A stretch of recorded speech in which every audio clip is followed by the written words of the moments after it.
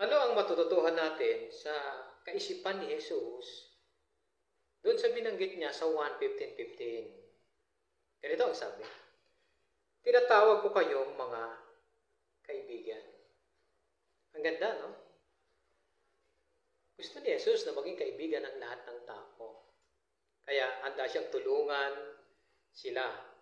At alam din ni Jesus na may mga pagkukulang ang lahat ng tao. Kasi yung mga alagad niya, may mga pagkukulang din. Pero anong ginawa ni Jesus? Ipinakita niya na nagtitiwala siya sa kanyang mga alagad.